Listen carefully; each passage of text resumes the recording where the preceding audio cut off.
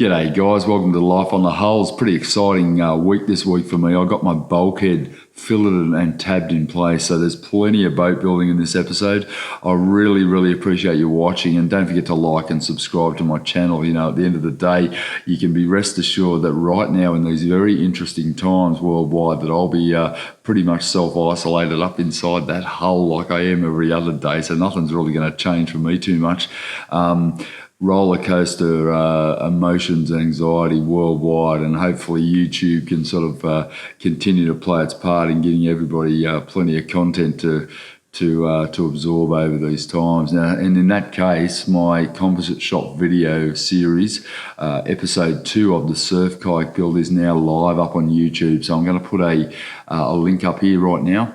And you know, feel free to go and subscribe. Please subscribe to that. You know, if anything, it's going to be a fairly broad-ranging channel, and it's starting to get a lot of traction. And I really appreciate any sort of support or watching it as well. So the rest of that build series so far is up on our Patreon site. So feel free to go and watch it there.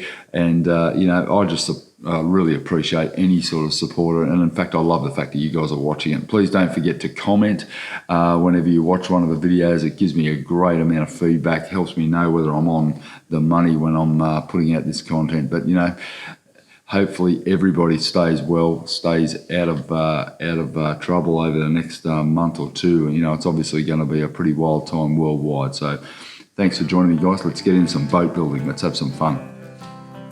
It's forward bulkhead placement day, and the preparation's been pretty epic. Firstly, I had to put the drains in the floor in the forward hatch compartments. Secondly, I've had to really make sure that everything is dead square. So there's been a bit of trimming and adjustments made along these wing frames along the front here to make sure I've got a dead perfect vertical bulkhead placement. And we've just lifted this out. We've just mounted some cleats, and I'll show you how we did those. We just used some composite angle lightly just to make sure that my placement's dead center. I'm going to pipe quite a substantial bead of milled fiber and vinyl ester, which is a filleting compound. It's a very strong adhesive that I'm going to be using here to run along the deck here, and therefore I'm keeping with the chemistry of the system that I'm already working with. So epoxy's not going to cut it here because all of the rest of my boat is vinyl ester, and I'm going to be basically tabbing all of this complete structure in with 600 double bias and vinyl ester resin, obviously just to keep the system so that ultimately I can flow coat over the top. I don't want to have to paint and fare. There's no need to do that. It's all going to be lined and sealed anyway. In fact, the front compartments are all going to be flow coated regardless. So the next thing I need to do here is along the edge of this plywood. Now, when I first laminated this plywood bulkhead, I actually sealed it with the vinyl ester, with the resin that I laminated the 600 double bias onto, but it looks like it's worn a little bit. I need to make sure that I really do fill that end grain so that there's no chance of any water wicking up into this bulkhead. I don't envisage any anyway, because I've put in place drains and you know, I'm going to tab it obviously and finish it correctly. But I'm going to mix up some straight vinyl ester, seal all the way along this bulkhead, and then start mixing up some of the milled fibre. And then John's going to come back this afternoon, and we're going to actually mix it up, pipe it out, and put it in place. Now, the humidity's getting really bad in here at the moment, so it's around about 75%. I am mindful of that. I may well wait, given if that humidity goes through the roof to 80-90%, and we are expecting quite a lot of rain tomorrow. I might wait until day after tomorrow or whenever we can get some drier sort of air conditions. But at the moment, I just took a measurement off my wet sling psychrometer, and yeah, it's around 73-74%. Not great, still within the margins, but I like it to be as low as possible so that I get the perfect catalyst, you know, reacting properly, and then obviously a subsequent cure going forward. But yeah, first thing, I'm going to paint this vinyl ester on, and then I'll leave it for a couple of hours and then come back and we're going to tab it in place.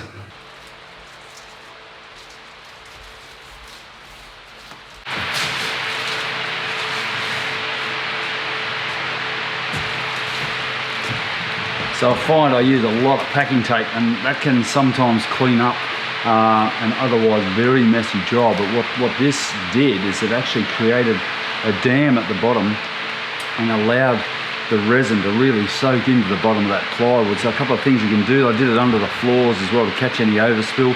Little bits of packing tape like this can save you a lot of cleanup in the long run, but well worth it. Okay, so the preparation continues. You can see here I've got 12 cups here with Ziploc bags, and I'm ready for piping.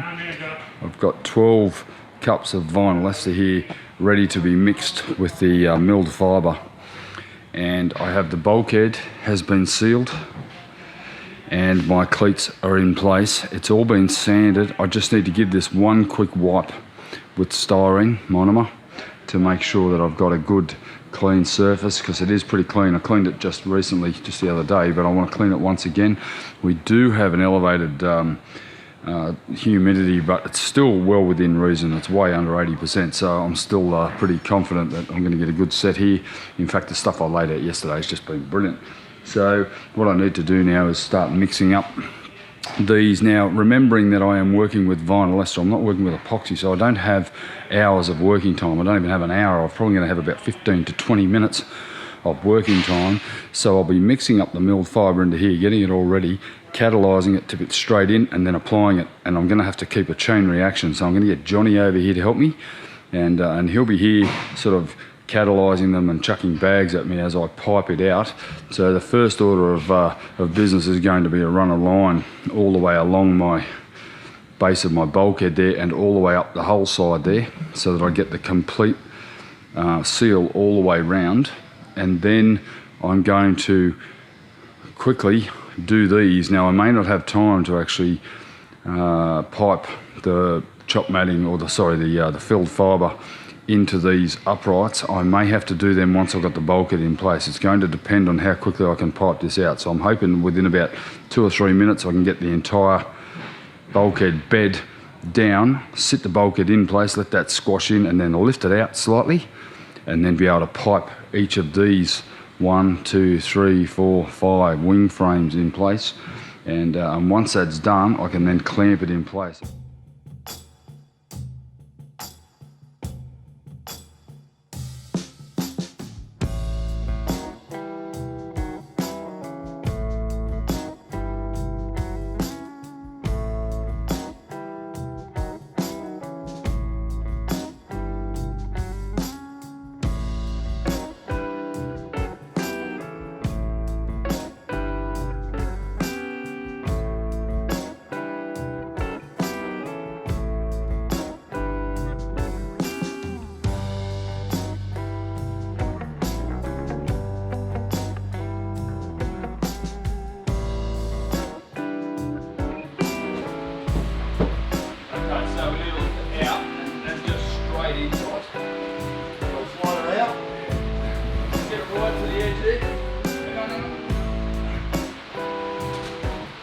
Pivot it over.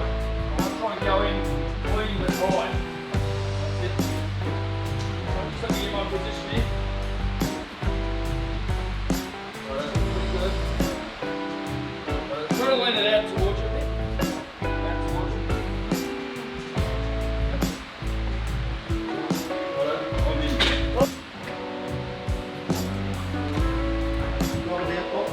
No, we're not.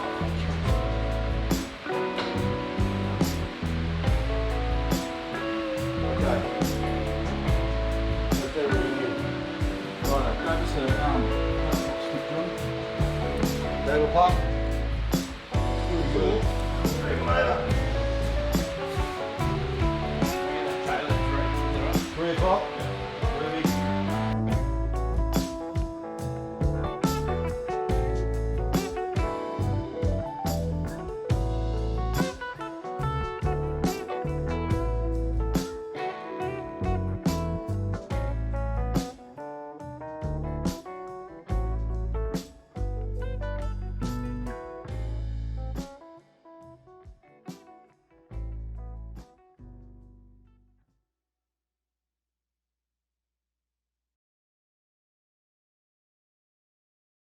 Alright, our camera died in the middle of the most important day of the year probably, but we got a little bit on the GoPro, so I'm hoping we're going to salvage some of that. But that bulkhead is in, and Johnny's peel plied all the way along there, so hopefully there's no more work to be done there, maybe a light sand, and then tomorrow I'm going to come in and fillet all of the backside of it, which is a bit of a mess because we just ran out of time.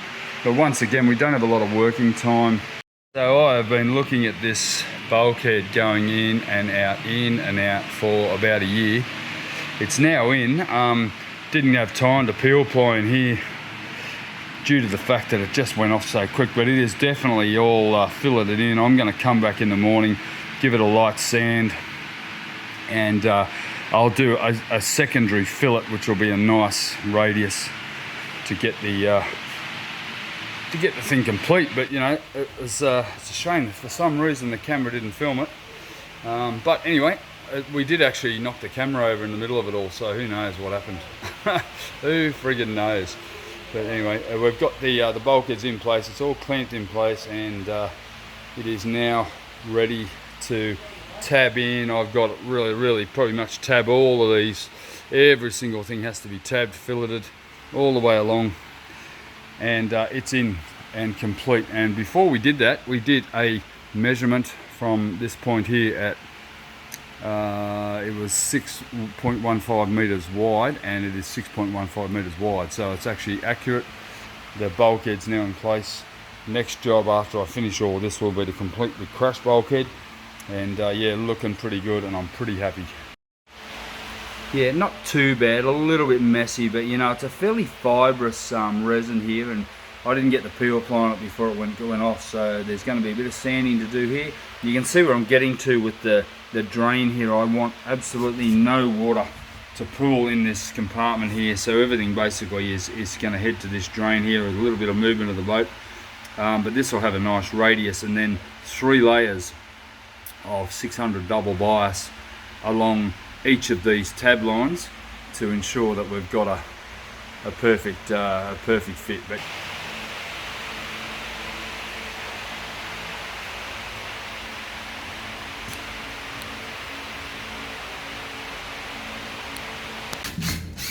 I'll tell you what, these cleats, John, were the winner.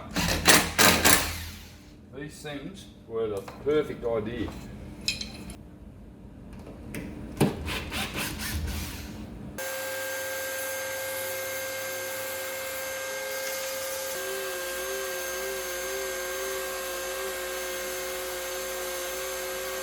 Now this is a perfect opportunity for me to explain my filleting and tabbing regime that I employ with my boat. Because the boat is made of vinyl ester and the plywood bulkheads are actually sheathed in vinyl ester resin and 600 double bias, I use a vinyl ester filleting compound, which is actually a mixture of milled fibre and vinyl ester. And now clearly that has a higher catalyst rate or a gel time than epoxy would, so I get very little working time. And when I say that, I mean that it gels within around 15 to 20 minutes. Now that doesn't give me time to actually enact a wet on wet tabbing regime, and it certainly doesn't give me any working time beyond getting peel ply on it. So I'm sort of required at this stage to be able to have to continue to sand in between the filleting. Now it is actually a long drawn out process, but it does ensure that I get a very consistent and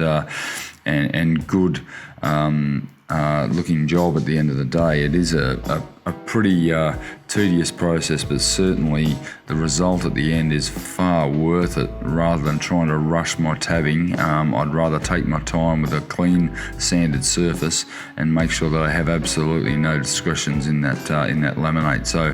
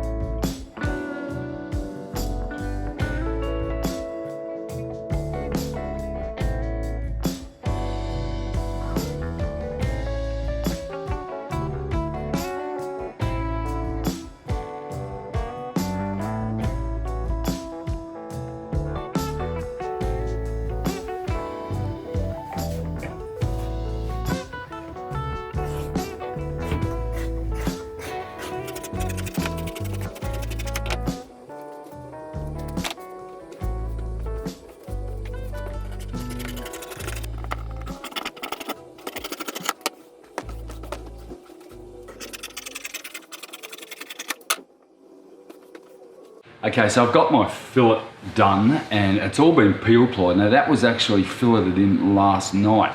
Firstly, I've got a beautiful sort of 1/2 inch radius here, and my next layer is a layer of 600 double bias. And it's actually 200 mil wide.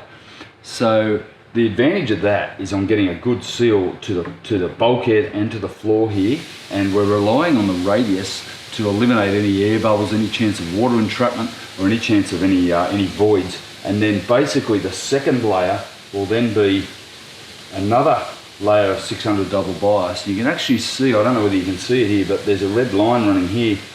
Therefore, what I'm doing is I've actually got an axis running this way and this way. Now I've got an axis running that way and that way over the top. So what I'm doing is I'm actually laying like that, like that, like that, and like that. So you're essentially making it like a cross hatch or having double bias, but not quite a quadraxial.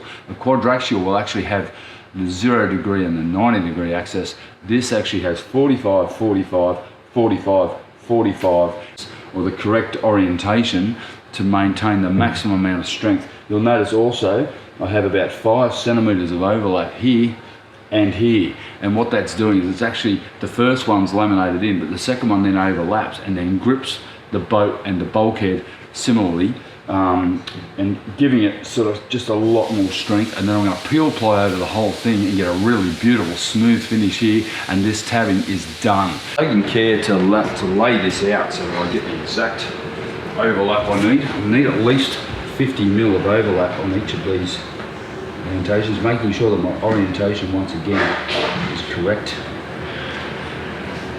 and overlapping it.